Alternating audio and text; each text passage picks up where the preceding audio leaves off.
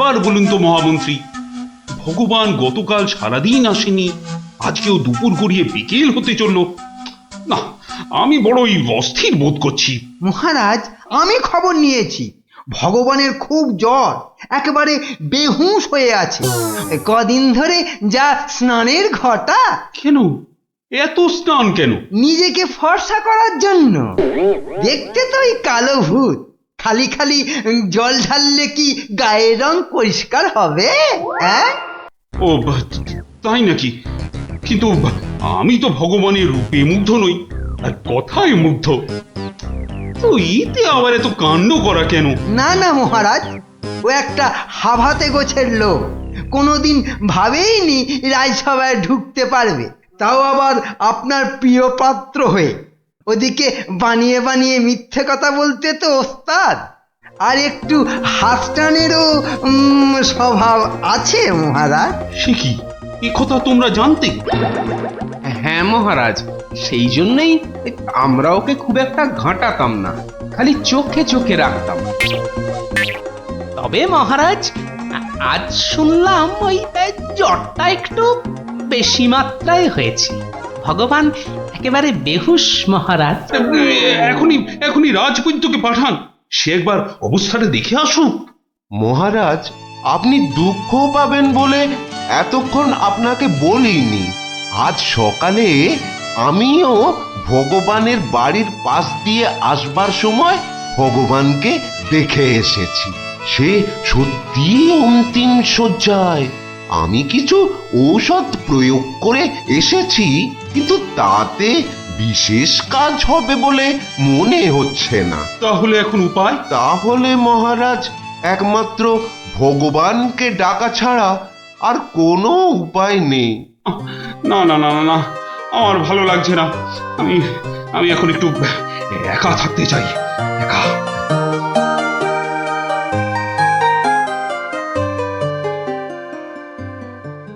হ্যাঁ বৈদ্যরাজ, বৈদ্যরাজ, আপনি আমায় বাঁচালেন বৈদ্যরাজ। এদিকে তো সবই ঠিকঠাক হলো, কিন্তু শেষ রক্ষা কি করতে পারবে? হ্যাঁ, সেই জন্যই তো আমাদের যেতে হবে ভগবানের বিশ্ব বকাটে ছেলের কাছে। শুনেছি ছেলেটি প্রচন্ড নেশাখোর, ওটাকে একবার বাগে আনতে পারলেই কেল্লা পথে।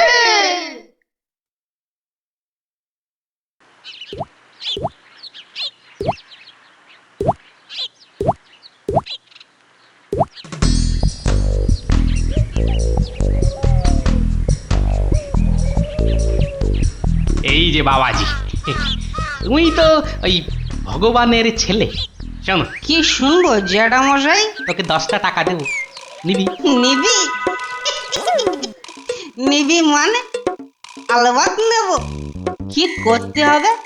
কার সাথে মারপিট করতে হবে সেইটা বলুন। কিচ্ছু মারামারি নয়, কিচ্ছু মারামারি নয়।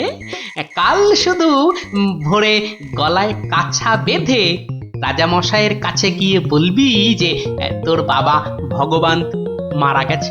হ্যাঁ? বলেন কি জ্যাঠা, জ্যান্ত বাপকে মেরে ফেলবো? আরে বোকা, আসল কথাটা শোন না। তুই যদি এই কথা গিয়ে রাজামশাইকে বলিস, তাহলে রাজামশাই না তোকে অনেক টাকা দেবে। আমি পাইয়ে দেবো রে বোকা। তোর বাবাও বেঁচে থাকবে, আর তুইও টাকা নিয়ে ফুর্তি করবি।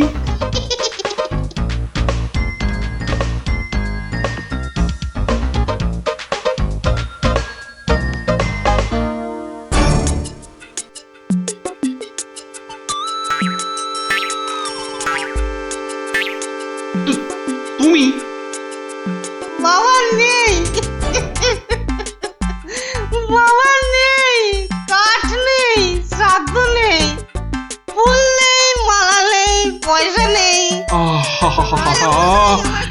এ কি সংবাদ শোনালে আমার? নেই রাজামশাই। খুব জ্বর বেড়ে গিয়েছিল বুঝি? পয়সা নেই, পয়সা নেই, তোমার বাবা আমার বড় প্রিয় পাত্র ছিল গো। পয়সা নেই রাজামশাই, পয়সা নেই। আচ্ছা আচ্ছা আচ্ছা, এই ভগবানের শ্রাদ্ধ শান্তির জন্য বাবাজির হাতে 500 টাকা প্রদান করো। 500? মোটে 500 টাকা রাজামশাই? ও কম হলো। ঠিক আছে ঠিক আছে ঠিক আছে, তোমাকে আমি 1000 টাকাই দিচ্ছি। 1000 টাকা? কিন্তু কাজকর্ম ভক্তি ভরে করো কিন্তু। আই কে আছিস, বাবাজির হাতে 1000 টাকা দে, বেচারা একটু ভালো করে শ্রাদ্ধ শান্তি করুক। জয় রাজামশাই জয়।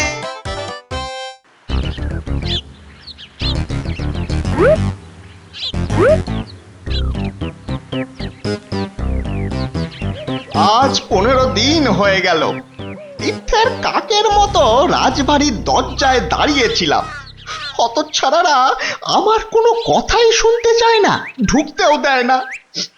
ঠিক আছে ঠিক আছে, এবারে আমিও ব্যাকা পথ ধরেছি। এবার মহারাজের দেখা পেলেই ব্যাস। ওই তো কারা যেন এদিকেই আসছে। আমি আমি গাছটায় উঠে পড়ি।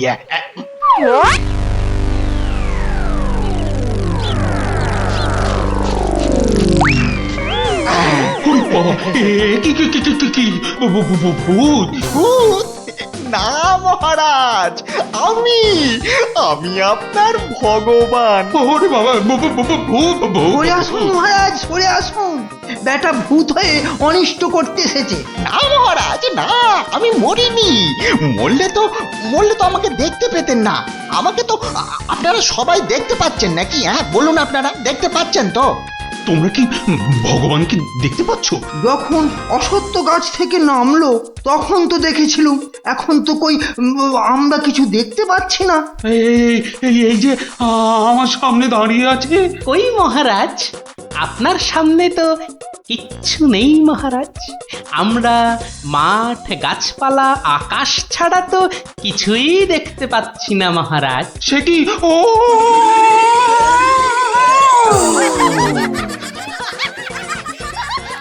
তবে কি আমি আমি সত্যি মরে গেছি? হ্যাঁ আমি ভূত? ভূত আমি? ভগবানদা আমার অন্নে ধুলো দেবে? কেমন দশচক্রে জলজান্ত ভগবানকে ভূত বানিয়ে ছেড়েছি বলো দেখি। বাবা, আমার নাম সবাই জানে। ইয়ার হবে আমার কাছে গোহারান হেরে মুখে চুনকালি মেখে মনের দুঃখে এ রাজ্য ছেড়ে সরে পড়ল। আর আমিও আগের মতোই মহারাজের প্রিয় পাত্র হয়ে মনের আনন্দে দিন কাটাতে লাগলুম।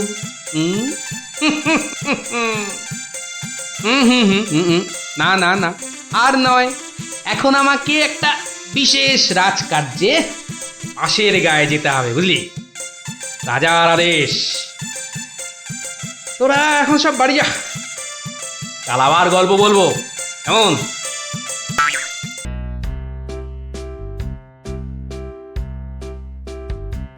কি গো দাদু, কতদিন গল্প টল্প বলো না আমাদের? এটা কিন্তু খুব সত্যি কথা। আজ আমাদের গল্প শোনাতেই হবে। আহা, ওরে বাবারে, গল্প বলার এখন সময় নেই রে। না না না, ও কথা বললে তো চলবে না।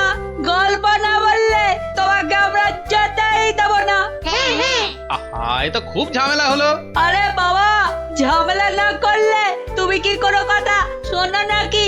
ওরে, এখন আমার কোনো গল্প মনে পড়ছে না।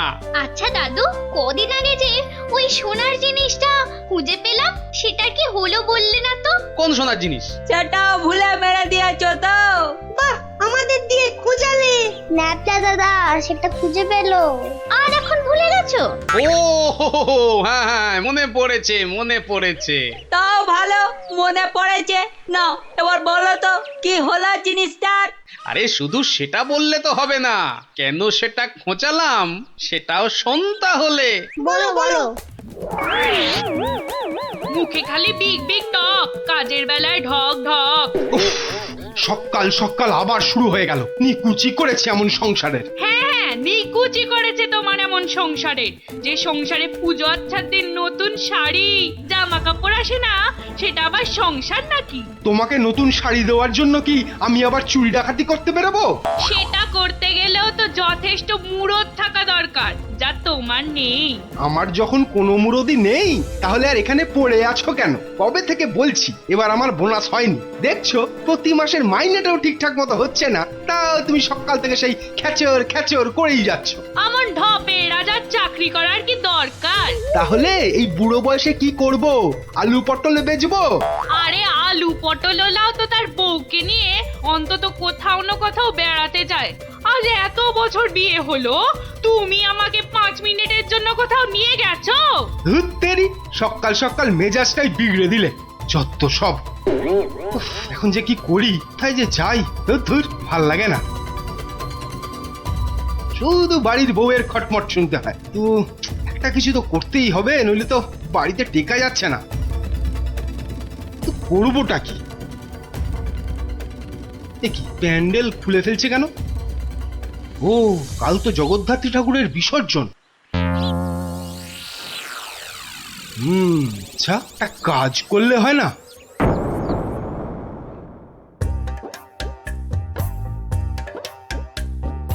যাক, হ্যাঁ, এবারও মায়ের পুজো যথেষ্ট ভালোভাবে শেষ হলো। হ্যাঁ, এবার বিসর্জনের আয়োজন কিন্তু বেশ ধুমধাম করে করতে হবে মন্ত্রী। আপনি একদম নিশ্চিন্ত থাকুন মহারাজ, এবার এমন আয়োজন করব না যে সবাই অবাক হয়ে দেখবে মায়ের শোভাযাত্রা। মনে হচ্ছে এবার মন্ত্রীমশাই শোভাযাত্রায় দুহাত তুলে নাচতে নাচতে যাবেন। ক্যাবারে বাবারে। তোমার মতো নাকি সব সময় বাংলার পাঁচের মতো মুখ করে বসে থাকবো? হ্যাঁ, মহারাজ, এত লোকজন হলে তো ওই নিরাপত্তার ব্যবস্থাটাও বেশ আঁটোসাঁটো করতে হয় নাকি? হ্যাঁ, তা তো অবশ্যই। মায়ের গায়ে অত সোনা, নিরাপত্তা তো বেশ আঁটোসাঁটো করতে হবে। কি ব্যাপার, রাজপুরোহিত অমন দৌড়ে দৌড়ে আসছে কেন? বেটা নিশ্চয়ই চাল কলা নিতে আসছে। কি ব্যাপার পুরোহিত, তুমি এই উৎসবের দিনে এমন ভাবে কাঁদছো কেন? অমঙ্গল অমঙ্গল, মহারাজ ঘোর অমঙ্গল হয়ে গেছে। অমঙ্গল? ওরে বাবা, কি বলছো কি পুরোহিত তুমি? একটু ঝেড়ে কাশুন না মশাই। চুরি, সব চুরি হয়ে গেছে। চুরি? কি কি চুরি হয়েছে? মায়ের গহনা সব চুরি হয়ে গেছে। কি বলছো কি? গোপাল, আমি কি শুনছি?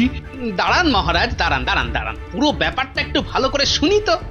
আপনি পুরো ঘটনাটা ভালো করে বলুন তো পুরোহিত মশাই। একটু আগে আমি যখন মাকে ভোগ নিবেদন করতে গেছি, গিয়ে দেখি মায়ের সামনে ঘট উল্টো করে পড়ে আছে, আর আর গায়ে কোনো সোনার অলংকার নেই। হায় হায় হায় হায়, আমার এ কি সর্বনাশ হলো! এটা বড় লজ্জার এবং আশ্চর্যের ঘটনা। মানুষ শেষ পর্যন্ত ভগবানের ঘরে চুরি করতে শুরু করলো। দেখুন মহারাজ, এই দেখুন কি সর্বনাশটাই হয়েছে। মা গো, এ কি হলো মা? এ কি খেলা তুমি খেলছো মা আমার সাথে? রাজামশাই, আপনি একটু শান্ত হন। মা যা করে তা ভালোর জন্যই তো করে নাকি? আহাম্মকের মতো কথা বলো না তো গোপাল, এটা কি ভালো লক্ষণ? হ্যাঁ, আপনি এতই যখন চালাক, তাহলে এই ঘটনাটা ঘটলো কেন? গোপাল, ও গোপাল, এবার বুঝি সব শেষ হয়ে গেল। আমি নিশ্চয়ই কিছু অন্যায় করেছি, যার জন্য মা আমাকে এত বড় শাস্তি দিল। কিচ্ছু শেষ হয়নি মহারাজ, কিচ্ছু শেষ হয়নি। আর আপনি কোনো অন্যায় করেননি, মা সব ঠিক করে দেবে। গোপাল, ব্যাপারটা সত্যিই বড় চিন্তার। যে এ কাজ করেছে সে খুব দুষ্টু, মা তাকে খুব করে শাস্তি দেবে। হ্যাঁ, এই মহারাজ যে পড়ে গেলেন। মা, আমি যে এখন কি করব? দেই দেই করে নাচো। আরে বাবা, মহারাজকে ধরতে পারছো না? আমার মনে হয় মহারাজকে অন্দরমহলে নিয়ে যাওয়াই ভালো। হ্যাঁ হ্যাঁ হ্যাঁ, তাই ভালো, তাই ভালো। এই সবাই ধরো তো, ধরো তো, ধরো ধরো ধরো।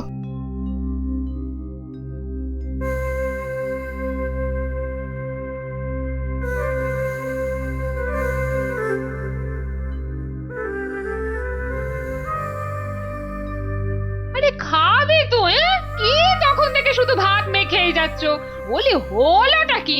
হ্যাঁ হ্যাঁ হ্যাঁ হ্যাঁ হ্যাঁ, এই তো বলি কি এত চিন্তা করছো? কি হয়েছেটা কি? শুনলে তোমার পিলে চমকে উঠবে। বলো কি গো? প্যান্ডেল থেকে মায়ের গায়ের সব সোনার অলংকার চুরি হয়ে গেছে। সে কে গো? এ কি সর্বনাশের কথা শোনালে গো? মায়ের গহনা চুরি? তাহলে আর বলছি কি? মন্ত্রী বা সেনাপতি কেউ কিচ্ছু সন্ধান দিতে পারলো না? আরে বাবা, এ চোর যে সে চোর নয় যে তাড়াতাড়ি ধরা পড়বে। কেন কেন কেন এ কথা বলছো কেন? চোর বাবাজি এত পাকা খেলোয়াড় যে কোনো কিছু প্রমাণই রাখেনি।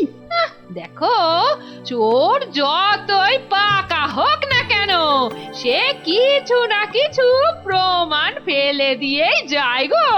না না, আজ সকালে আমরা সবাই প্যান্ডেলে গেলাম, দেখলাম কই কিছু থাকলে আমাদের নজরে পড়তো না। আরে বাবা, এ সমস্ত প্রমাণ কি সহজে নজরে পড়বে?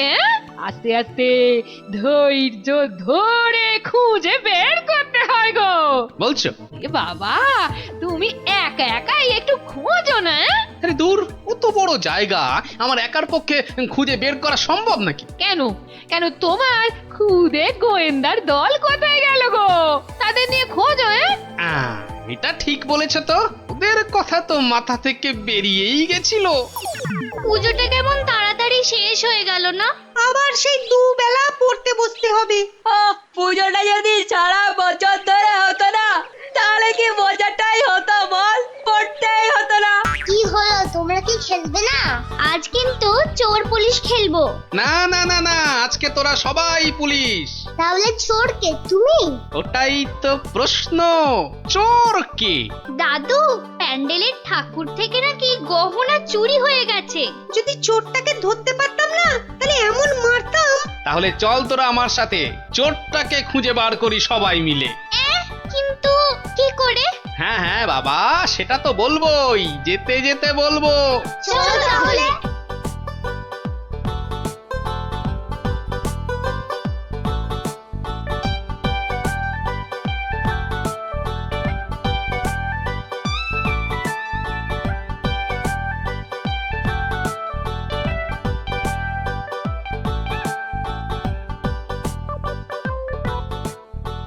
এসে তো পড়লাম, কিন্তু চোরকে পাবো কি করে?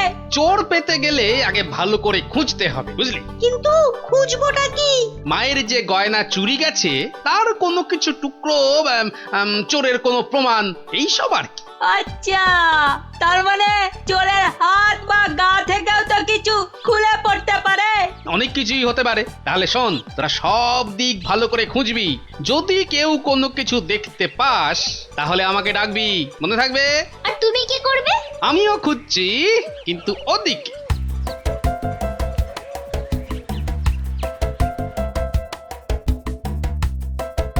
ন্যাপলা, তুই সিংহের পাশটা ভালো করে খোঁজ, আমি এদিকটাতে খুঁজছি। সিংহটা কেমন করে তাকিয়ে আছে দেখ পুটি। তোকে এক্ষুনি গপ করে খেয়ে নেব। আর মুন্ডু,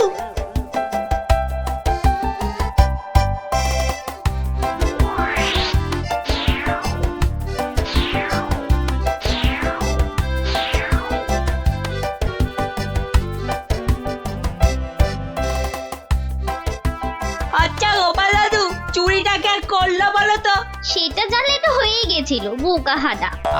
নিজেদের মধ্যে ঝগড়া করে না, খোঁজ খোঁজ খোঁজ, তোরা মন দিয়ে খোঁজ দেখি।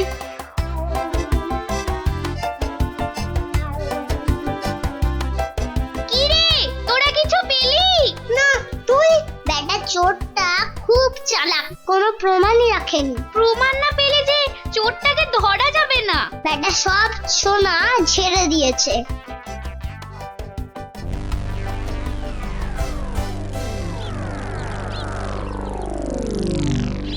পেয়েছি পেয়েছি। ও গোপাল দাদু, পেয়েছে গো, পেয়েছে, নাপলা পেয়েছে। পেয়েছিস? কি পেয়েছিস? কই দেখি দেখি। এই দেখো দাদু। বাবা বাবা, জব্বর জিনিস পেয়েছিস দ্যাপলা, কিন্তু এটা তো চেনা লাগছে খুব। ঠিক আছে, এটা আমার কাছেই থাক। কিন্তু এটা কার? সেটা না হয় কালকেই দেখবি। তবে বুঝলি, মায়ের জিনিস মায়ে ঠিক উদ্ধার করে। এই যে আমার পাশে এরকম সঙের মতো না দাঁড়িয়ে বলো বলো, গয়না চুরির কোনো কিনারা হলো কি? আজ্ঞে না, মানে আমি হ্যাঁ, আমি জানি না আবার তুমি একটা বুড়ো ঢেঁড়স। ও মা, বুড়ো ঢেঁড়স কচকচ করে খালি। কিন্তু মহারাজ, আজ সন্ধ্যাবেলা বিসর্জনে তো মাকে সব সোনার গহনা পরিয়ে আরতি করে ঘাট অব্দি নিয়ে যেতে হবে। সেই তো, হায় হায় হায়, এবার দেখছি তো সে রীতিও আর বহাল থাকবে না। অত চিন্তা করবেন না মহারাজ, আপনার রীতি সম্পূর্ণ বজায় থাকবে। উফ, তুমি ভাবতে পারছো না আমার আমার বুকের ভেতরটা কিরকম হচ্ছে। এটা আমাদের পরিবারের পক্ষেও খুব অশুভ, জানো সেটা?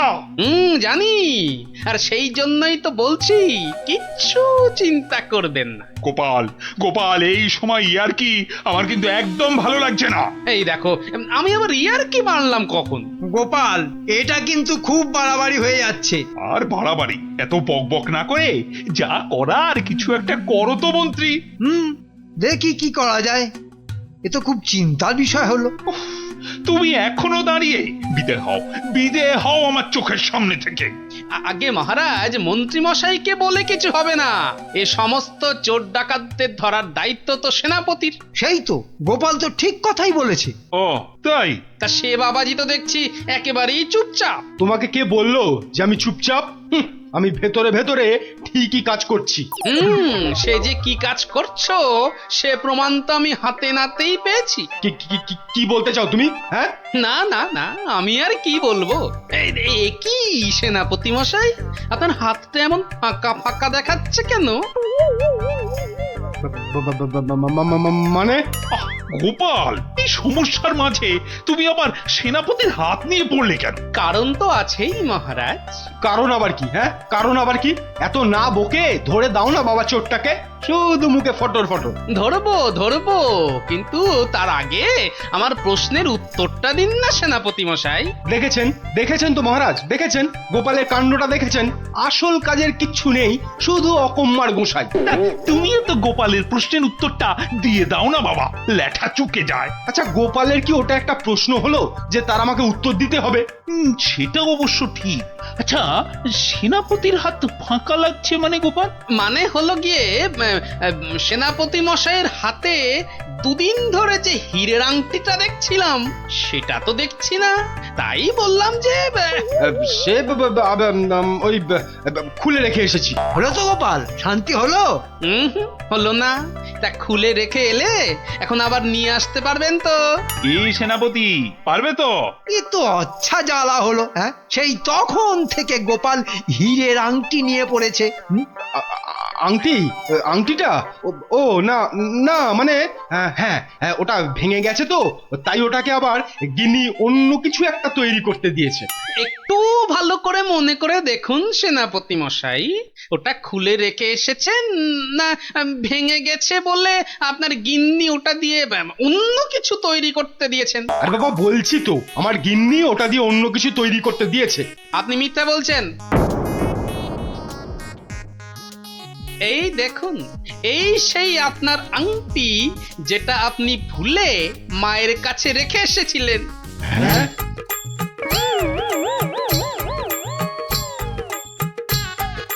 আমি তো কিছুই বুঝতে পারছি না। সেনাপতির আংটিটা তোমার কাছে কি করে এলো গোপাল? মহারাজ, আজ বিকেলে আমি আমার খুদে গোয়েন্দার দল নিয়ে প্যান্ডেল চত্বরে তল্লাশি করি, আর তখনই এই আংটিটা আমরা পাই। সে কি সেনাপতির মনে মনে এই? ও মা, কি দুষ্টু, তোর পেটে পেটে এত। দেখুন মহারাজ, এই আংটিটা আপনি একবার সেনাপতিকে উপহার দিয়েছিলেন না? এই এখনো চুপ করে থাকবে নাকি সত্যি কথাটা বলবে? ও না না, মানে হ্যাঁ,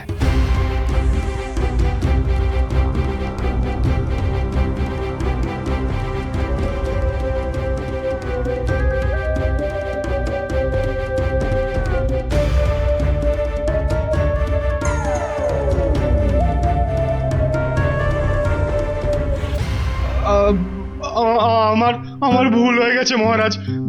অর্থের টানাটানিতে ওই লোভে পড়ে এই মহাপাপ করে ফেলেছি। ছি ছি সেনাপতি, ছি, তোমার এই কাজ, এর জন্য তোমায় 100 ঘা চাবুক মারা হবে। আই কে আছিস? ওরে বাবা রে, মেরে ফেললে। মহারাজ, মহারাজ ক্ষমা করে দিন। ও বাপরে বাপ! ও এই হয়েছে তাহলে। ভালোই হলো, তোরা গল্প শুনতে চাইছিলি আর এই ফাঁকে একটা গল্পও শুনিয়ে দিলাম। বাবা বাবা, শুধু ফাঁকতালে কাজ ছাড়া না, কাল কিন্তু তোমাকে আমরা আর ছাড়ছি না। হ্যাঁ হ্যাঁ আচ্ছা আচ্ছা আচ্ছা, কালকের কথা কালকে দেখা যাবে।